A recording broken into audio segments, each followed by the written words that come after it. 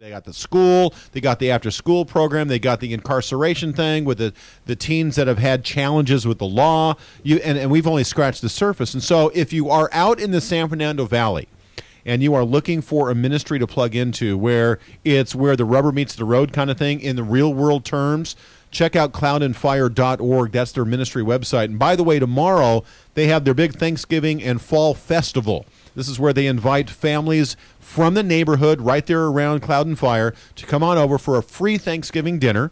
And, of course, there's stuff for the kids and prizes that they want to give away and all that. And you can, of course, get more information at cloudandfire.org. You can also sponsor a meal for a family for like $25. There's a way to do that over at the website at cloudandfire.org. So, Mel, I got to ask you about this. Here you are, a very gang-infested neighborhood that you've been ministering to for the past 11 years. What is the relationship with the gangs? Because I'm thinking, they got to love you. All the TV shows that I've seen in the movies is, the bad guys love the nice lady that's running the school for the kids. What's your relationship like? I guess it depends day to day. You call me the mother of the hood, and just like a mother, some days, you have to give that tough love, and they don't like that. Yeah. And some days, I'm the one that they want to come running to and give me a hug. So it's just like being a parent. I really am mothering in that way where, we have our up days and down days. But for the most part, what we see in our ministry is that people feel so much love when they come in the doors, that they come in and they stay. So they may come in when they're 7 years old, they stay until they're 18. They may come in when they're 15, they stay till they're 30. I mean, we just don't lose them. They just keep coming. And then they're mentoring the younger kids. That's right. We have all kinds of students. We even have kids who've been in gangs who are now staying in our after-school tutoring center and are working with young people, and some of them want to be teachers. It's just really incredible.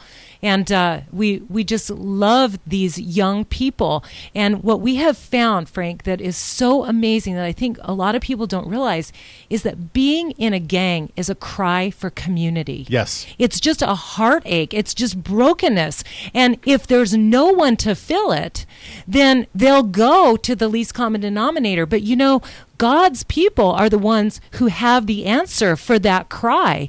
And so it doesn't take much for us just to be there. And, I had a gang member just about skip out of my youth center about 2 weeks ago, and he just left at about 5 o'clock in the afternoon, and school was over for him at 2:30.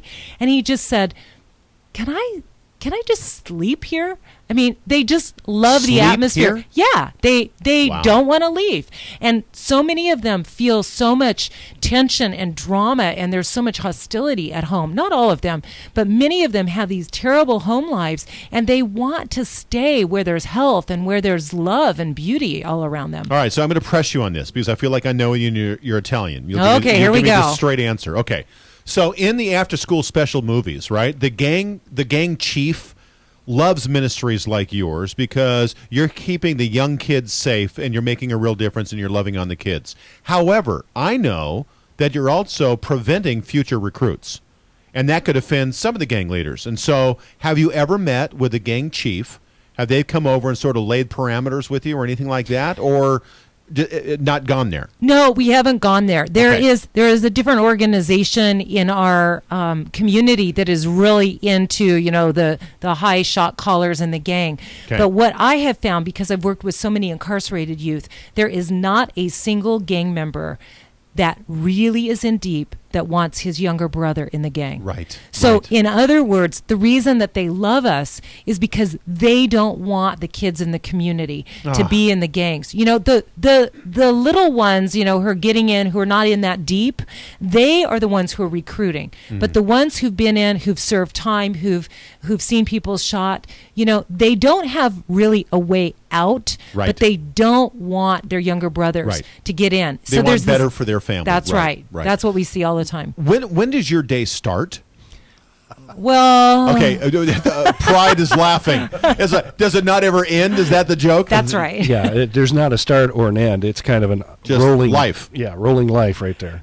But see, a little bird told me that you do a before school like prayer meeting thing. That's right. Most of our students arrive at about 7 a.m. and at 7:30 a.m.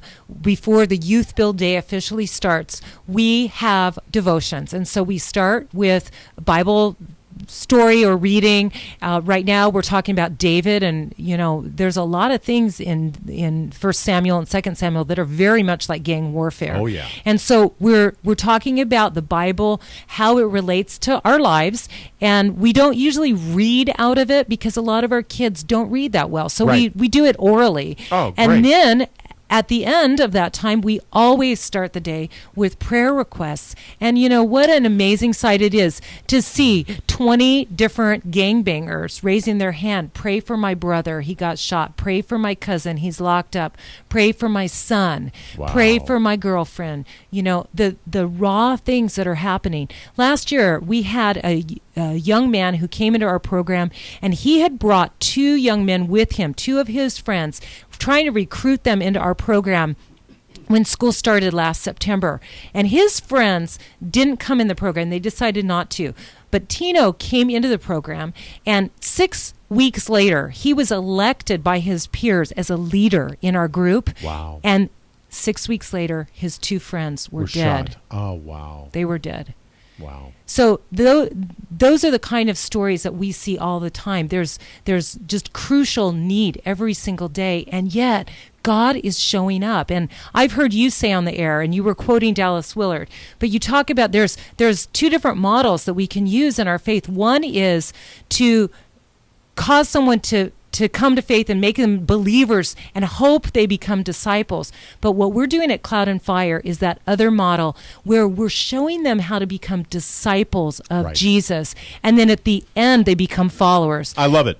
That's Dallas. Awesome. We tend to focus on closing the deal and making a decision, and getting to say the magic words so they can buy the fire That's insurance right. and not go to hell when they die, kind of thing. Yeah.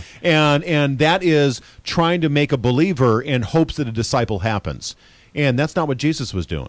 No. Jesus was making disciples in hopes that a believer happens. That's it. And it's got a whole different texture. Melody, I never got around to asking you, what do you need? When we come back, you're going to answer that. I'm going to force you.